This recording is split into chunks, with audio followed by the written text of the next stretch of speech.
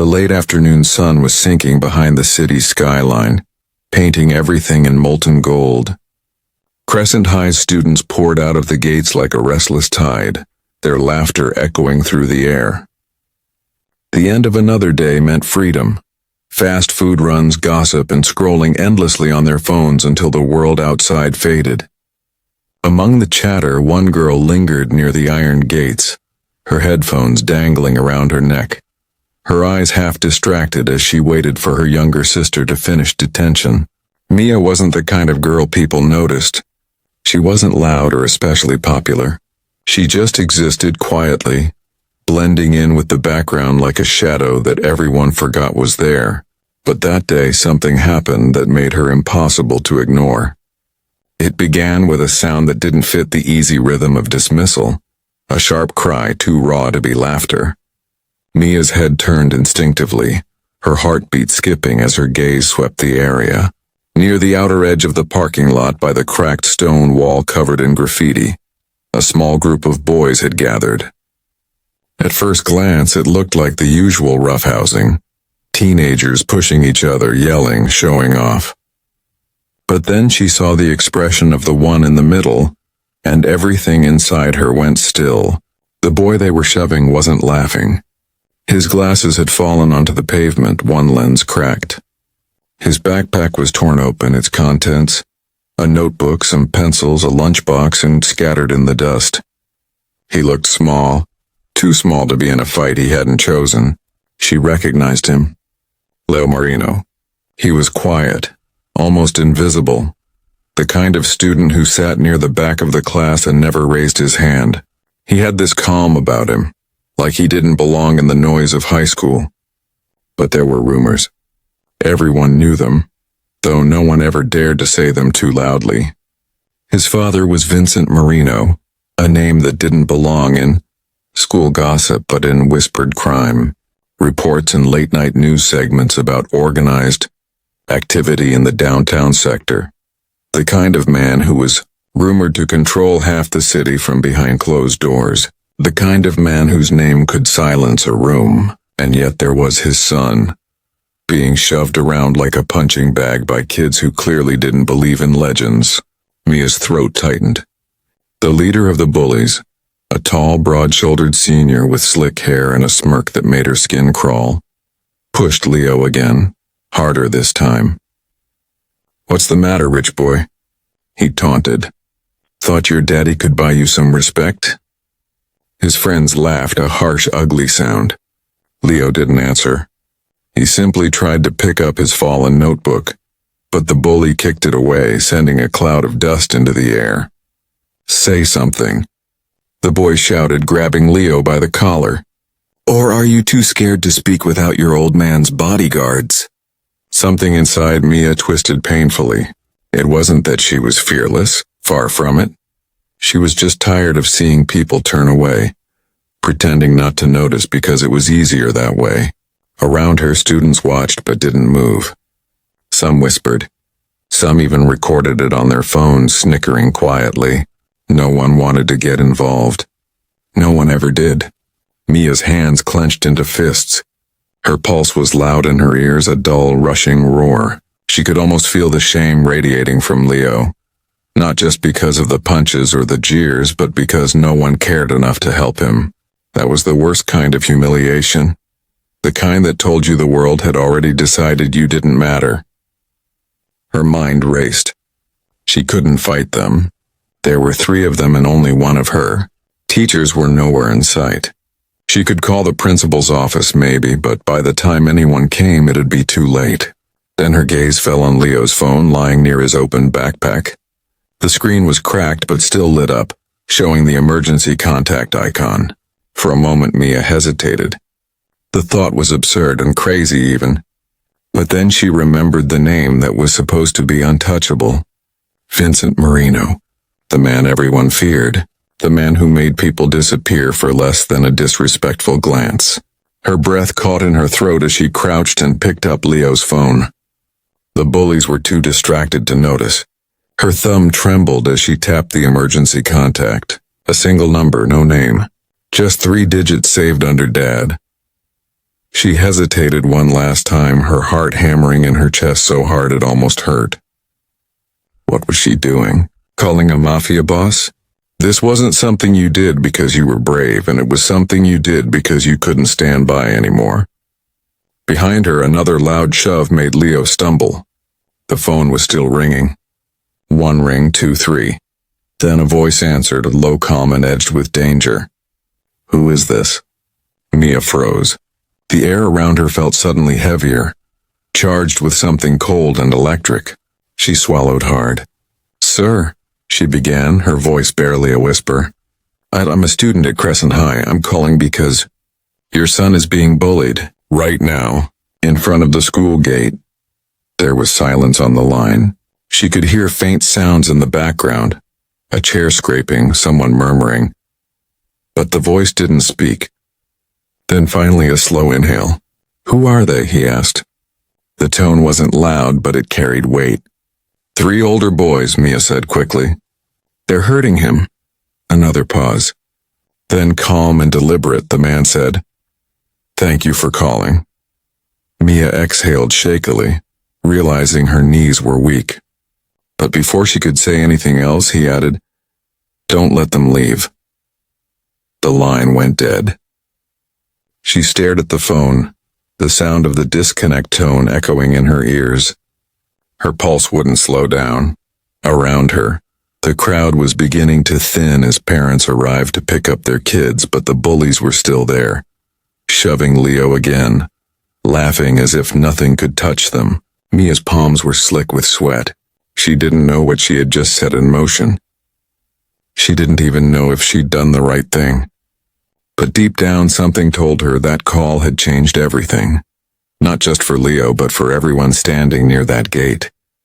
Somewhere across the city, a man named Vincent Marino was already standing up from his desk, his expression unreadable as he whispered a few words to the men in his office. And as the sound of distant engines roared to life, Mia looked at the horizon and felt a chill run down her spine. The silence after the call was deafening. Mia stood frozen near the gate, her fingers still curled around Leo's cracked phone. The line had gone dead, and with it came the heavy weight of what she had just done. The man's voice lingered in her mind, deep, controlled, calm in a way that didn't belong to ordinary people. It wasn't the voice of a father rushing to save his son. It was the voice of someone calculating, someone dangerous, someone used to giving orders that changed the course of people's lives. Don't let them leave. That sentence replayed, over and over in her head, each repetition colder than the last. She glanced up. The bullies were still circling Leo, their laughter cutting through the air like broken glass. Leo stood motionless, gripping his backpack strap, his face pale and streaked with dirt. Mia's stomach twisted as she realized that the sound of her voice, her call, had already started something unstoppable. Somewhere across the city, a man like Vincent Marino didn't take orders from anyone. But he did act quickly when it came to his family. The seconds dragged. Every time a car engine hummed nearby, Mia's heart jumped. The late afternoon light was fading fast, stretching shadows across the school grounds. She wanted to step in to say something, but fear pinned her in place. What if the bullies turned on her? What if Leo got hurt even worse because of her interference? Yet something about the way she had heard that voice on the phone, measured, heavy with the faintest echo of controlled rage, told her it wouldn't be long before someone showed up. Across town, in a glass-walled office above an Italian restaurant that was only a front in name, Vincent Marino was already standing. His right-hand man, Luca, froze mid-sentence as Vincent's expression shifted. "Sir?" he asked carefully. Vincent's eyes were hard and unreadable as he placed the phone down on the desk.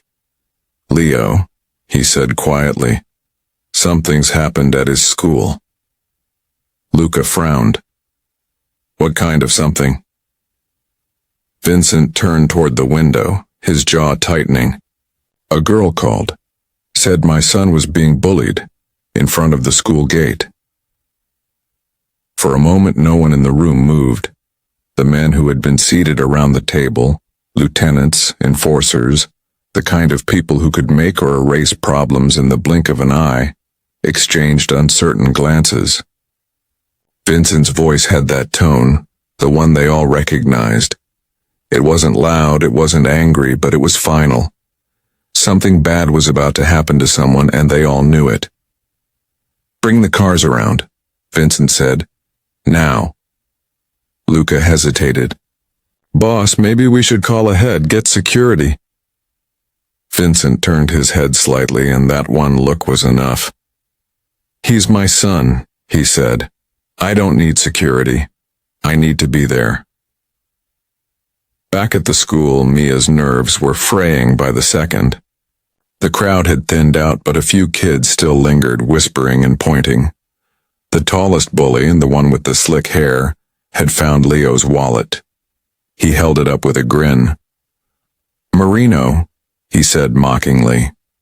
"You think that name scares anyone? Your old man's probably sitting in some smoky bar pretending he's someone important." Leo didn't respond. His silence seemed to make them angrier. One of the others grabbed him by the shoulder, shoving him toward the fence. "Say something," the boy demanded. "What, too good to talk to us?" Mia took a step forward before she even realized it. Her voice came out sharper than she expected. "Leave him alone." The three boys turned toward her, their smirks vanishing into something colder. The leader tilted his head, studying her. "And who are you supposed to be? His girlfriend?" He laughed, stepping closer. "You should probably mind your own business, sweetheart." Her pulse quickened, but she didn't back down. "You should probably walk away," she said quietly, gripping the phone tighter.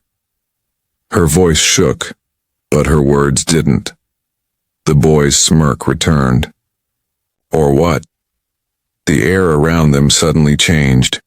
A low rumble rolled through the street, the sound of engines, deep and synchronized, like thunder approaching. Heads turned. Down the road, a line of black SUVs appeared, moving fast but controlled. The bullies froze, confusion flickering across their faces. Mia felt her stomach drop. It was happening. He had come. The cars pulled up with a precision that made the scene feel like something out of a nightmare. Doors opened in unison, and men in dark suits stepped out. Tall, silent, and coordinated, their expressions unreadable. They didn't yell or rush. They simply moved. The atmosphere grew heavy, electric. Students still standing nearby backed away quickly, whispering in awe or fear. From the middle SUV, Vincent Marino emerged. He wasn't what Mia expected. He didn't look like a movie villain or a gangster. He looked calm, composed. But there was something in his eyes, a sharpness that made her instinctively lower her gaze. He was dressed in a dark charcoal coat, hands clasped loosely behind his back as he walked forward with deliberate ease. His presence was enough to make the noise around them die instantly. Mia could feel the shift, the bully's arrogance draining out of them like air from a punctured balloon. One of them muttered a curse under his breath.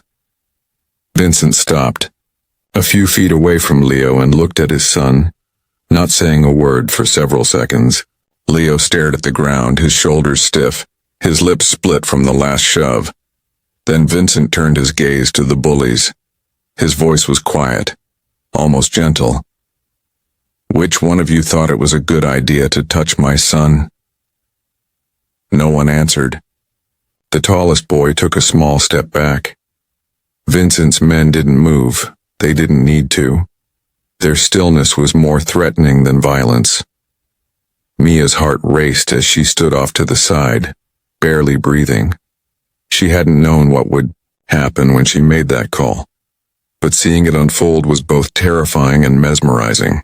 Vincent didn't raise his voice. He didn't have to. The weight of his presence alone was enough to make everyone tremble. After a moment, he finally spoke again. "Apologize," he said simply. The word hung in the air, sharp and commanding. The bullies hesitated, but when Vincent took one slow step forward, they stumbled over themselves to obey. "I'm sorry," the leader muttered, his tone shaking. "We didn't know." Vincent's expression didn't change. "You didn't need to know," he said quietly. "You just needed to have manners." Leo looked up for the first time, his eyes meeting his father's briefly. Something unspoken passed between them. Pride, shame, maybe both. And standing there, Mia realized she had just watched a man move an entire world with a single phone call. For a long silent moment no one moved. The air was thick with fear and disbelief. The late afternoon sun had dimmed into a cold, dusky orange, and the hum of the city seemed to fade into the background. Every sound, the shuffle of shoes, the faint rustle of wind through the trees, felt magnified in the silence that followed Vincent Marino's arrival. The three bullies who had seemed untouchable minutes ago now stood frozen in place, their earlier bravado evaporating under the weight of his stare. Vincent took one slow step forward, his polished shoes barely making a sound on the pavement. His presence alone felt like gravity, heavy, commanding, and inescapable. He didn't need to shout. He didn't need to threaten. The power in his silence said everything that words could not. Behind him his men stood like shadows, tall and motionless, their eyes scanning the area but never interfering. The air smelled faintly of gasoline and cologne, an oddly sharp contrast to the dusty schoolyard and the cracked concrete underfoot. Leo stood only a few feet away, clutching his torn backpack, his face streaked with dirt. He didn't speak. He didn't even look up at first. He seemed caught between shame and relief, like a child who had been waiting for help but wished it hadn't come in such a terrifying form. His classmates had all backed away by now, forming a wide circle around the scene. Some were whispering, others recording with trembling hands, but no one dared to laugh or comment anymore. Even the air felt afraid to move. Vincent's gaze shifted from his son to the bullies. He didn't blink. "You like picking on someone smaller than you?" he asked, his voice low but clear. The leader and the tall boy with the slick hair opened his mouth, but no sound came out. His throat bobbed as he swallowed hard, trying to form words that didn't seem to exist. Vincent waited. "Well?" he said softly, almost kindly. That single word carried enough weight to make the boy's knees shake. I didn't mean," the bully stammered. But Vincent lifted a hand slightly, silencing him with a small motion. "You didn't mean," Vincent repeated, his tone calm, almost conversational. "You didn't mean to push him? Or you didn't mean to make him bleed?" His eyes flicked briefly toward Leo's bruised lip, then back to the trembling teenager. "Because where I come from, we don't touch family. Ever." The words were quiet, but they hung in the air like a blade. One of the other bullies took a step back, as if the distance might protect him from the intensity of Vincent's presence. The leader's voice broke when he finally spoke. "We were just messing around, sir. We didn't know." Vincent's expression remained unreadable. "Didn't know who he was?" he asked. "That shouldn't matter. You should respect people because it's right, not because of their last name." He paused for a heartbeat, then added, "But now you know, and that's a lesson you won't forget." He took another step closer, just enough that the leader flinched. Vincent didn't raise a hand, but the man standing just behind him, Luca, shifted his stance, a subtle reminder of what could happen if things went wrong. The tension was unbearable. Mia, standing a few yards away, felt her heartbeat in her throat. She couldn't tell if she was scared of what might happen next or in awe of the way Vincent controlled the entire situation without a single shout or gesture of violence. "Apologize," Vincent said finally. His tone wasn't a request. It was an order. The leader hesitated, but when Vincent's eyes narrowed just slightly, he immediately turned toward Leo. His voice cracked. "I'm sorry," he said. "We were wrong." The other two boys echoed him quickly, their faces pale, their eyes darting nervously toward the line of black cars parked along the curb. Vincent nodded slowly, almost like a teacher acknowledging a correct answer. "Good," he said. "Now pick up his things." They obeyed instantly, crouching down and gathering Leo's scattered books and broken pencils from the ground. Their hands shook as they worked, brushing off the dust, trying to make the ruined belongings look whole again. Leo stood motionless, staring at them with an expression that mixed disbelief and quiet humiliation. He hadn't wanted this. He hadn't wanted to be rescued in a way that made the entire school stare. But it was too late. The name Marino had just been carved into everyone's memory in a way that would never fade. When the boys were done, Vincent gestured slightly toward his son. "Give it to him," he said. The leader stepped forward, holding out the backpack with both hands, his voice barely audible. "Sorry," he repeated, not daring to look Vincent in the eyes. Leo took the bag quietly, his hands trembling. Vincent studied his son for a moment, his expression unreadable. "You're not hurt?" he asked quietly. Leo shook his head, though his voice was too small to speak.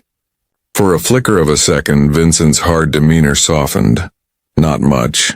Just enough that those who looked closely might see the concern behind his steel-cold eyes. "Go home," he said softly, turning his gaze back to the bullies. "All of you. And if I ever hear that any of you so much as look at him again..." He didn't finish the sentence. He didn't need to. The way he said it, the calm precision of his tone, was enough to make every threat imaginable fill in the silence. The bullies nodded rapidly, muttering apologies as they backed away. They moved fast, almost tripping over themselves to escape the scene. Once they were gone, Vincent exhaled slowly, the tension in his shoulders easing for the first time. The men behind him relaxed slightly, but their eyes remained alert. Mia watched in silence. She had expected shouting, chaos, maybe even violence. But what she had seen was something else entirely. Power wrapped in quiet authority, fear disguised as respect. Vincent didn't need to raise his voice because the world around him bent to it naturally. He turned then, his eyes landing on her. It was the first time he truly looked at her since stepping out of the car. She felt the weight of his gaze. Not angry, but piercing, analytical, as if he was trying to understand who she was and why she had done what she did. "You called me," he said, his tone low but not unkind. "Why?" Mia swallowed hard, her voice small but steady. "Because no one else was going to." Vincent studied her for a few seconds longer, then gave a slight nod, a rare gesture of acknowledgement. "You did the right thing," he said quietly. "But next time, don't stay so close to trouble. It has a way of following people who care too much." He turned back to Leo, placing a hand on his son's shoulder. "Let's go home." As they walked toward the SUVs, Leo looked back for a brief moment. His eyes met Mia's, and though he didn't say a word, the look of gratitude in them was enough. She nodded faintly. The cars started up again, their engines rumbling low as they pulled away from the curb. When the last black vehicle disappeared around the corner, the schoolyard felt unnervingly empty. The world had gone back to normal, almost. But everyone who had witnessed what happened that evening would remember one simple truth. Some names carry the kind of power that can turn silence into fear, and fear into absolute obedience. The sound of the engines faded slowly, replaced by the quiet rustle of the wind sweeping through the schoolyard. The crowd that had gathered began to disperse in uneasy silence, still still stunned by what they had just witnessed. No one spoke above a whisper, as though raising their voice might summon the man who had just left. Even after Vincent Marino and his men disappeared down the road, his presence lingered like a ghost. The bullies had vanished too, running off in separate directions, their faces pale and their pride shattered. All that remained was Mia, standing alone near the gate, her heartbeat still uneven, her hands trembling from the adrenaline that hadn't yet worn off. Leo stood a few steps away from her, his backpack slung over one shoulder, the strap frayed where it had torn earlier. He was quiet, staring at the ground, his shoes scuffing the dust where his books had fallen. The tension in his small frame seemed to ease as he exhaled, though his eyes carried the weight of something deeper than simple fear. For a long time, neither of them spoke. The sky had dimmed to a dark violet, the first few stars beginning to glimmer faintly above the city. Finally, Mia found her voice. "You okay?" she asked softly. Leo hesitated before answering. "Ich," he said, but his tone was flat, unsure. He looked at her then, and for a moment his usual calm expression cracked. There was gratitude there, but also embarrassment. "You shouldn't have done that," he murmured. Mia frowned. "You were getting hurt," she said. "Someone had to do something." He nodded slowly, his gaze distant. "I know, it's just—" He paused, struggling for words. "When my dad shows up, things don't stay simple. People don't forget." She knew what he meant. Tomorrow, every student in Crescent High would be talking about this. They'd whisper about the black SUVs, the men in suits, and the way the bullies had practically begged for forgiveness. The name Marino would no longer be something hidden in rumors. It would be real, vivid, and terrifying. Leo would never be just another student again. Before Mia could reply, the sound of tires crunching on gravel drew their attention. One of the black SUVs had returned, pulling up slowly beside them. The door opened and Vincent Marino stepped out once more, his dark coat moving slightly in the evening breeze. His expression was calm but unreadable as always. He walked toward them with that same steady confidence, each step deliberate, his presence commanding even without a word. He stopped a few feet away, his gaze moving between his son and Mia. For a moment no one spoke. Then Vincent said quietly, "You called me." It wasn't a question this time, just a statement. Mia nodded. "Yes, sir," she said, her voice barely above a whisper. His eyes were sharp, but there was something behind them now that hadn't been there before. Curiosity, perhaps even respect. "Why?" he asked again, this time softer. Mia swallowed, unsure how to explain it. "Because no one else was going to help him," she said. Everyone just stood there watching. "I couldn't do that." Vincent studied her for several seconds, his expression unreadable. Then, unexpectedly, he smiled. It wasn't a big smile, more a faint curve of the lips, gone almost as soon as it appeared. "You've got courage," he said quietly. "That's rare." Mia blinked in surprise. "I just did what anyone would have done." "No," Vincent said.